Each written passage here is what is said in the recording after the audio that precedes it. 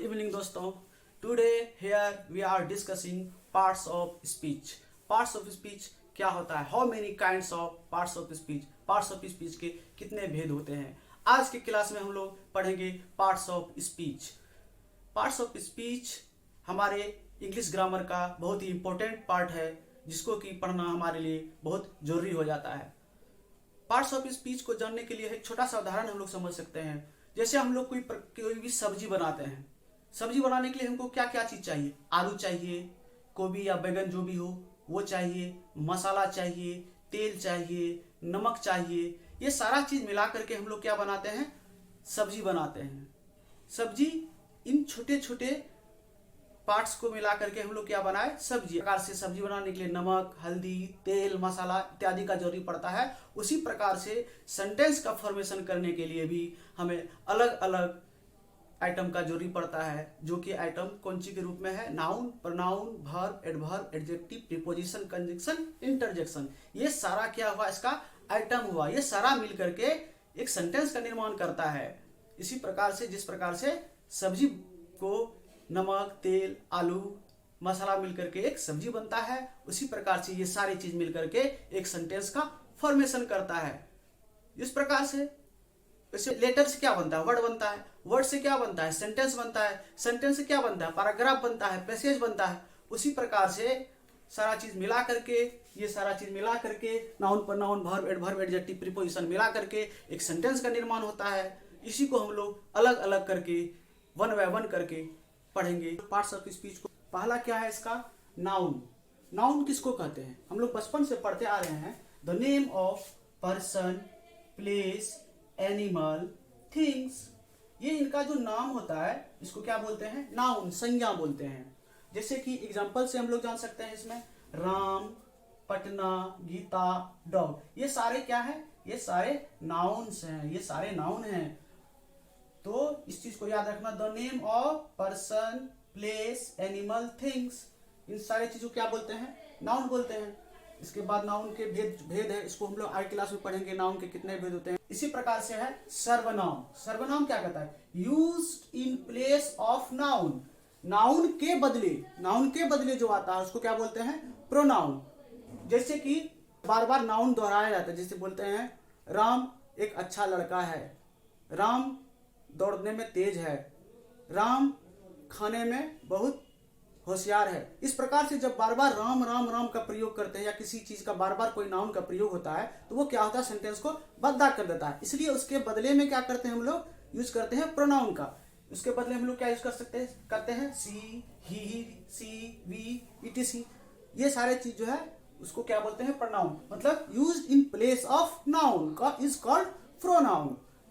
अब आगे है वर्ब, क्रिया।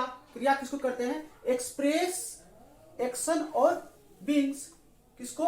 एक्शन को। कोई भी एक्शन जो होता है उसको रिप्रेजेंट करता है। और बीइंग्स, कोई एक्शन होता है, जैसे दौड़ना, खाना, पीना, हंसना।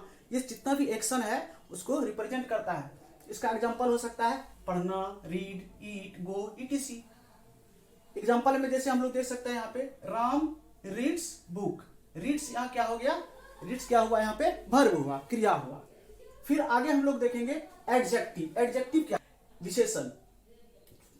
मॉडिफाइज और डिस्क्राइब्स अ नाउन और प्रोनाउन। किसको डिस्क्राइब करता है? नाउन और प्रोनाउन को जो डिस्क्राइब करे उसको क्या बोलते हैं? एडजेक्टिव। मतलब संज्ञा और सर्वनाम का जो विशेषता बतलाता हो, नाउन और प्रोनाउन का को जो मॉडिफाइज करता है उसका विशेषता बतलाता हो। जैसे बोलते हैं कि सीता एक सुंदर लड़की है। Sita is a beautiful girl. तो ब्यूटीफुल यहाँ क्या हो गया? इसका सुंदरता को बताया। कैसी है? तो वो सुंदर है देखने में, ये सुंदर है। इसका और एग्जांपल हो सकता है यंग, रेड, और भी हो सकता है। जैसे कि हम बोलेंगे Ram is a young boy. Ram कैसा लड़का है? जंग है, जवान है। राम कैसा लड़का है? जवान। उसकी विशेषता को बताया कि वो कैसा है, तो वो जवान है। तो एडजेक्टिव किसको बोलते हैं? जो नाउन और प्रोनाउन का विशेषता बतलाए उसे क्या बोलते हैं? उसे एडजेक्टिव बोलते हैं। आगे है हमारा एडवर्ब, क्रिया विशेषण। क्रिया विशेषण क्या है? मॉडिफाइज और डिस्क्राइब वर्ब और एडजेक्टिव एंड एडजेक्टिव। अब वर्ब एंड एडजेक्टिव, जो वर्ब और एडजेक्टिव दोनों का क्या बताए, उसका विशेषता बताए, उसको मोडिफाइज करे, डिस्क्राइब करे, उसको बोलते हैं वर्ब, उसको बोलते हैं एडवर्ब। जैसे वेरी, क्विकली, इटीसी। जैसे एक एग्जांपल से हम लोग समझ सकते हैं, जैसे Sita is a very good girl.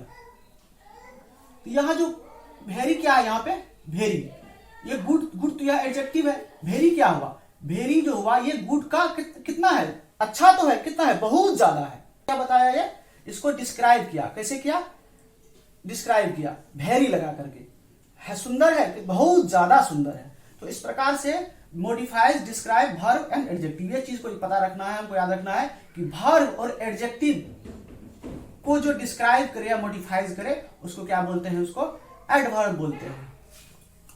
अब आगे है प्रीपोजिशन, जिसको हिंदी में हम लोग बोलते हैं संबंधवाचक अवयव। संबंधवाचक अवयव, संबंधवाचक अवयव क्या है, tell the relationship between other words in a sentence. जैसे कोई सेंटेंस है, सेंटेंस में जो एक दूसरे से रिलेशन बताता है उसको प्रीपोजिशन कर सकते हैं। जैसे I am in the classroom, मैं कहा हूं, क्लासरूम में हूं।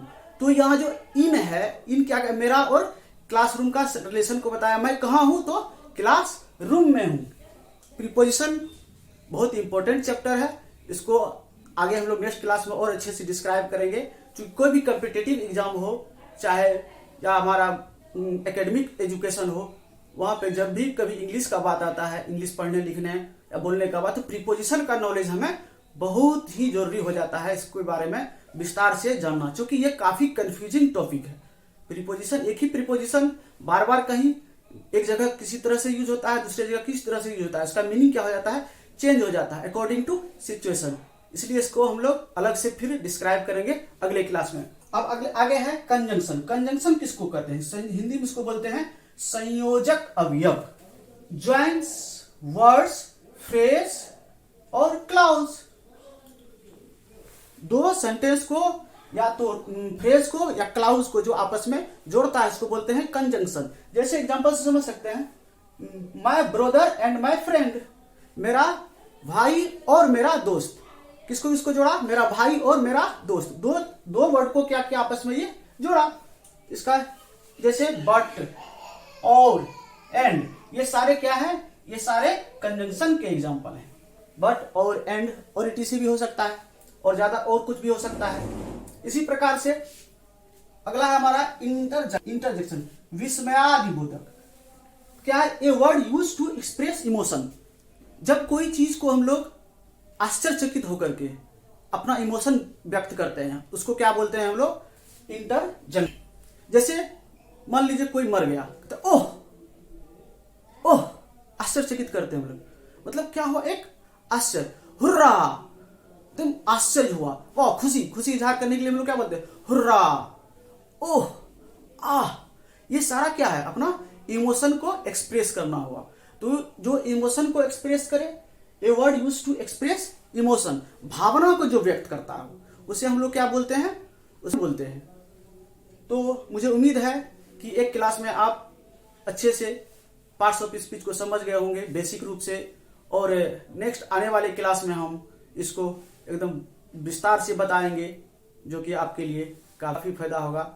आपने अभी तक चैनल को सब्सक्राइब नहीं किया है तो चैनल को सब्सक्राइब कर लें और बेल बटन को दबा दें, जिससे आने वाले वीडियो का नोटिफिकेशन आपको मिलता रहे। धन्यवाद।